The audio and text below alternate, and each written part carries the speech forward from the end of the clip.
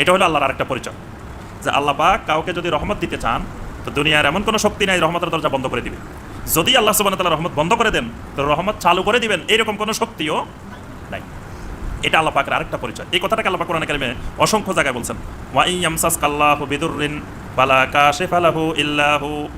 যদি তোমাদের উপরে কোনো বিপদ আপদ অনিষ্ট স্পর্শ করে, সেটা দূর করা একমাত্র আল্লাহ ছাড়া আর কারো পক্ষে সম্ভব না। এই জন্য বিপদ আপদ মুসিবত অসুখ বিসুখ যা হবে সব কিছু দূর করার জন্য দোয়া করতে হবে একমাত্র আল্লাহর কাছে। একমাত্র আল্লাহ সুবহানাহু ওয়া তাআলা সেই বিপদ আপদ রোগ শোক সব কিছু দূর করতে পারেন। আল্লাহ ছাড়া অন্য কারো কাছে যদি আমি রোগ দূর করার জন্য, বিপদ দূর করার জন্য, আমার সমস্যা দূর করার জন্য যদি দোয়া করি, তাহলে সেটা হবে শিরক। এই কথাটাই আল্লাহ পাক এখানে তাওহীদের বিষয়টা বলতেছেন, যে সমস্ত রহমতের মালিক আল্লাহ পাক। আল্লাহ পাক রহমত বন্ধ করে দিলে কেউ খুলতে পারবে না, আর আল্লাহ খুলে দিলে কেউ বন্ধ করতে পারবে না। তাহলে দেখা যায় মাঝে মাঝে লোকেরা আসে, কয় হুজুর যে কেমন যেন রুজি রোজগারে বরকত হইতেছে না, রুজি রোজগারে কষ্ট হইতেছে, কেউ কোনো জাদু টোনা করছে কিনা একটু দেখেন তো।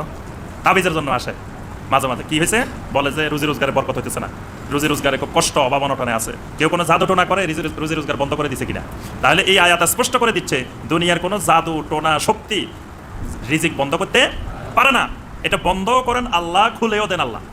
কোনো শক্তি এটা বন্ধও করতে পারে না, খুলতেও পারে না। তাহলে তাবিজ তোমার দিয়ে, তদবির দিয়ে, কোনো কিছু দিয়ে কারো রিজিক বন্ধও করা যাবে না, চালুও করা যাবে না। এই রিজিক চাইতে হবে আল্লাহর কাছে। আল্লাহ পাকে যাকে যা দিবেন এটা কেউ বন্ধ করার মালিক নাই।